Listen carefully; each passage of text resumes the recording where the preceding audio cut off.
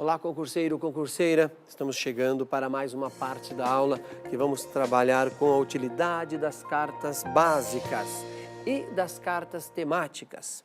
Só que nesse caso, vamos trabalhar com a resolução de questões, justamente como aplicamos as fórmulas relacionadas à escala para entender quanto que uma área foi reduzida, para entender a distância real de um ponto ao outro, para entender a distância no mapa e também a escala.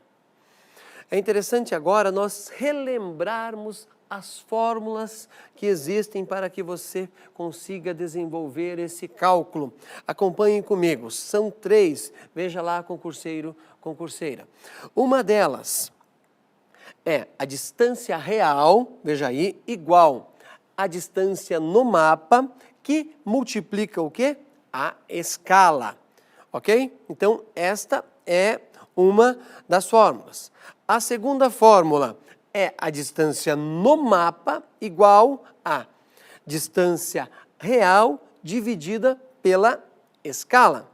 E a terceira, concurseiro, concurseira, e a última, escala igual distância real dividida pela distância no mapa. Relembrou essas 3 fórmulas? Nós vamos agora para a questão prática. Este é o principal. Se você treinar isso que nós vamos observar agora, pega daí um problema na sequência que você ainda não resolveu e aplica a fórmula, você vai com certeza dar conta desse procedimento. Tá certo? Me acompanhe aí. Questão 1. Veja o que diz o seu enunciado. Qual é a distância real aproximada entre São Paulo e Belo Horizonte? Sabe-se que no mapa de escala 1 para 25 milhões, essas cidades medem 2 centímetros em linha reta. Olha só, concurseiro, concurseira, ainda olhando o enunciado, isso é muito importante.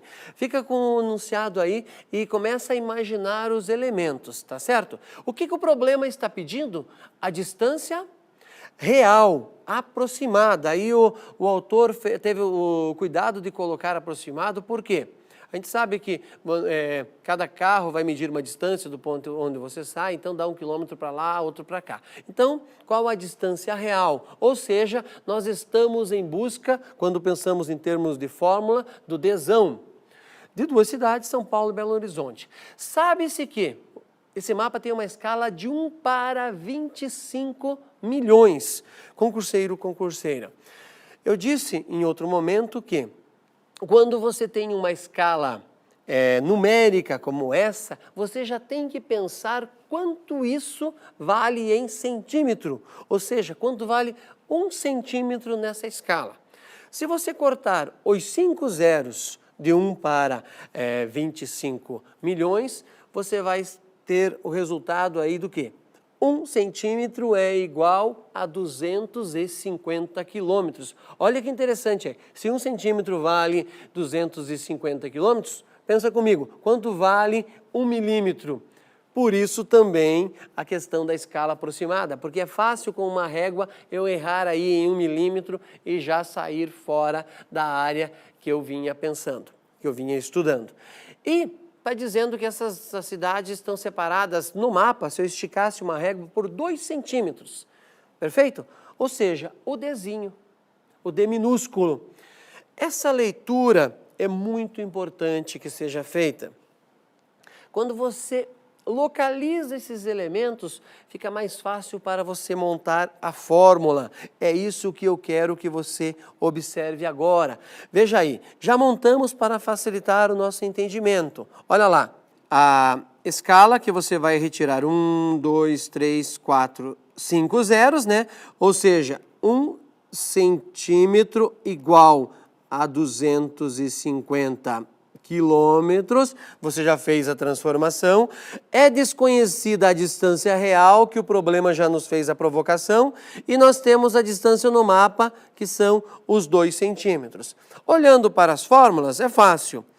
Distância real igual a distância no mapa, que multiplica a escala. Está aqui já substituído os dados pelos elementos, né, pela convenção, fica bem simples, né? 2 que multiplica 250 e o resultado 500 quilômetros. A distância aproximada entre as duas cidades é de 500 quilômetros. Não era isso que o problema estava nos pedindo? Olha só o problema. Qual a distância real aproximada? Automaticamente você já tem a incógnita. Qual é? O D maiúsculo. Se está faltando o D maiúsculo, fica fácil você fazer a aplicação e resolver este problema. Nossa próxima questão, concurseiro, concurseira. Supondo-se que a menor distância entre duas cidades num mapa seja de 5 centímetros. Você já escreveria aí o quê? O D minúsculo. E que a distância real entre ambas seja de 250 quilômetros. Você já coloca aí em cima do 250 o D maiúsculo. Em linha reta. É correto afirmar que o mapa onde consta a informação foi elaborado na escala. Ou seja, eu estou procurando o quê? O E maiúsculo, eu estou procurando a escala. Aí você tem que lembrar de qual fórmula eu aplicaria para que eu saiba qual a distância nesse mapa. Mas existe também um macete, você pode pegar e dividir todas essas escalas numéricas pelo quê? Por 100 mil para saber quanto vale 1 centímetro. Fazendo isso, você consegue chegar facilmente à resposta. Me acompanhe, vamos lá. Então, concurseiro, concurseira, a fórmula que será aplicada neste problema é esta aqui que nós destacamos, perfeito? Escala igual distância no mapa dividido pela distância real. Vamos substituir cada um dos elementos, cada um dos números. Vai ficar montado do jeito que você observa aí. Escala igual 5, que é a distância no mapa, dividido pela escala, que é 1 para 25 milhões. Na sequência, quando você faz essa conta, pode ser na mão ou numa calculadora, o que vai acontecer? Você tem este resultado aqui. Ou seja, 1 para 5 milhões. Faz essa transformação na mão e daí você retorna e vê se nas alternativas tem 1 para 5 milhões. Ficou fácil, né? Neste caso, a resposta correta para a pergunta do problema, na escala numérica, 1 para 5 milhões. Se estivesse cobrando, aí eu estou fazendo uma informação a mais, só para que você pense sobre isso, se estivesse cobrando a escala gráfica, você pegaria esse mesmo 5 milhões, faria a divisão pelos 100 mil e você ia ter o valor de 1 centímetro. Concurseiro, concurseira, vamos analisar agora mais uma questão, só que nessa questão nós temos uma carta topográfica. Veja qual é o procedimento que melhor vai ajudá-lo se você tiver um problema como esse. Me acompanhe, então, na análise dessa questão. Vamos lá. Você tem aí o fragmento de uma carta topográfica. Veja o que diz o enunciado dessa questão. Com base na carta esquemática abaixo, pode-se afirmar que... Concurseiro, concurseira, veja os elementos que existem nessa carta, primeiramente. Tem uma legenda que lhe indica isso. Olha lá, tem as curvas de nível, tem um rio, tem uma área com arroz e tem uma área com povoado. Dá para eu identificar, olha aqui, ó, onde que está o povoado.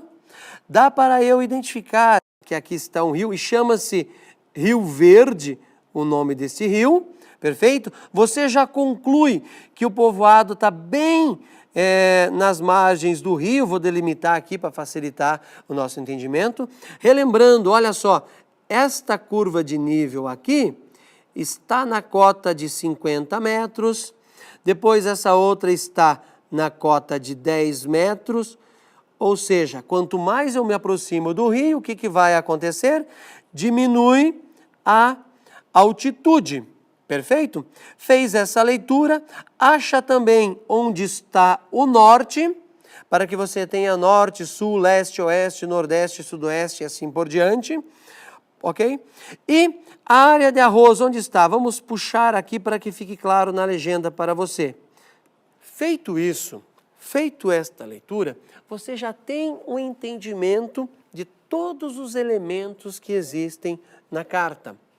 Uma questão elaborada nesse sentido quer cobrar de você a capacidade de ler, porque não tem como eu decorar uma carta topográfica. Existem milhões, mas eu tenho sim que ter a capacidade de fazer a leitura. Perfeito? Depois dessa leitura que nós fizemos, vamos agora ver as alternativas e o que elas cobram. Olha a primeira alternativa, o que ela diz? A ocupação humana ocorre na porção mais baixa da região. Ficou muito fácil você identificar se é verdadeira ou falsa. Qualquer coisa volta na carta e observa o elemento na legenda de povoado e onde ele está. Está na beirada do rio? Perfeito, esta é verdadeira. Segundo ponto. Segundo a alternativa que você precisa analisar, a ocupação humana. Caso ocorra o vento de noroeste, o povoado ficará abrigado por estar situado na encosta do morro. Concurseiro, concurseira, você tem que ter uma noção aí do que é norte-sul, leste-oeste. Por isso que eu chamei a sua atenção na carta onde está o norte. Se eu sei onde está o norte, eu sei de onde vem o vento. O vento irá bater no povoado. E a gente sabe que um vento forte atingindo uma área urbana, os danos que podem causar. Perfeito? Então, olha ali, caso ocorra o vento, o povoado ficará abrigado? Não, ele vai ficar desabrigado, só se fosse no sentido contrário. Vamos para a próxima alternativa. Me acompanhe, veja o que ela diz. De acordo com as coordenadas geográficas apresentadas na carta, a região localiza-se no hemisfério austral. Olha só, concurseiro, concurseira. Esta alternativa está cobrando de você não só hemisfério norte e hemisfério sul, como também uma questão de vocabulário. Você tem que ficar bastante atento aí. Por exemplo, norte tem como sinônimo boreal. A aurora boreal acontece onde? No hemisfério norte. No caso do sul, como que funciona? O sul pode ser trocado tanto por meridional como por austral, ok? Então, você tem que... Como é que eu sei que essa carta está no hemisfério sul? Uma das leituras feitas, e é claro, sabendo que sul e austral são sinônimos, volta para a carta e faz uma análise. Onde estão as coordenadas nessa carta? Aqui, ó, estou marcando para você. 15 graus e 13 minutos. O S, nesse caso, está marcando o sul, concurseiro, concurseira. Olha mais ao norte da carta. 15 graus e 10 minutos sul. Fazendo essa leitura, tendo esse domínio de vocabulário, você ia dizer que essa alternativa é verdadeira. Vamos para a próxima. Veja o que diz o texto. Tanto o povoado como a área de plantação de arroz estão localizadas na margem direita do Rio Verde. Esta alternativa está cobrando de você, novamente, leitura do fragmento da carta. Está cobrando que o povoado e a plantação de arroz estão localizadas na margem direita do rio. Como que eu identifico a margem direita e esquerda de um rio? Tanto olhando para uma carta como na realidade. Vamos lá, me acompanhe, concurseiro, concurseira. Vamos voltar à carta, mas vou delimitar aqui onde está o rio. Uma leitura que você tem que fazer é o seguinte: um rio tem que nascer na parte mais alta. Ó, olha a cota dessa curva.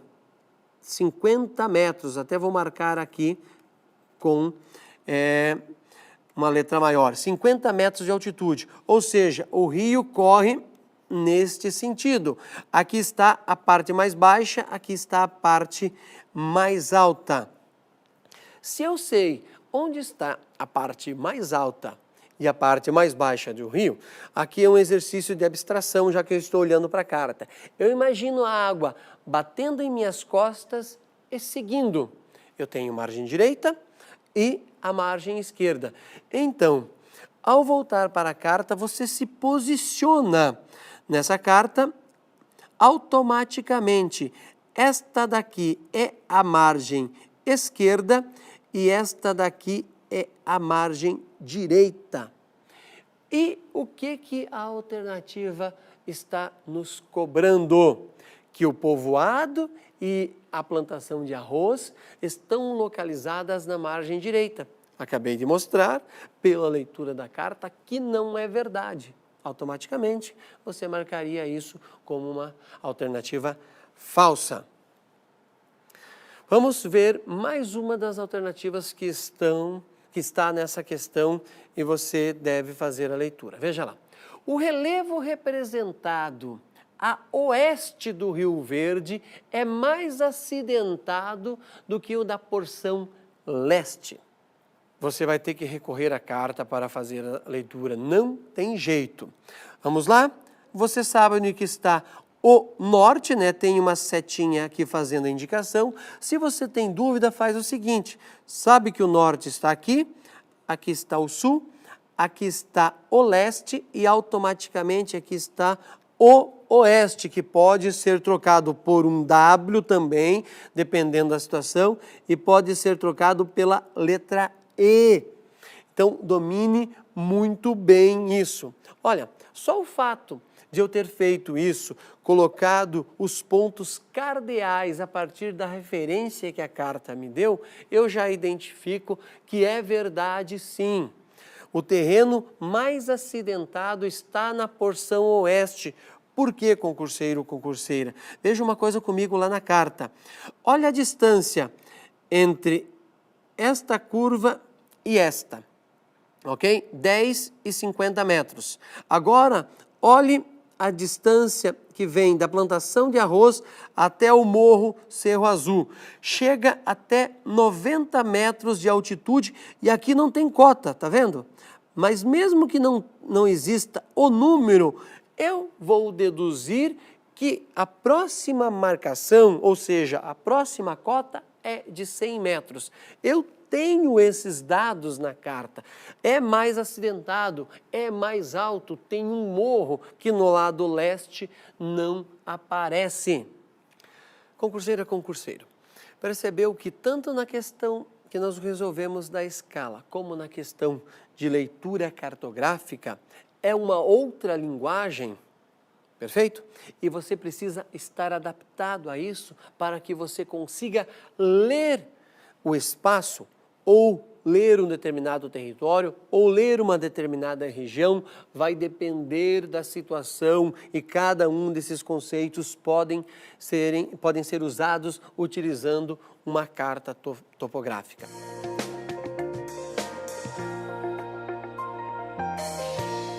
Eu repito isso e insisto.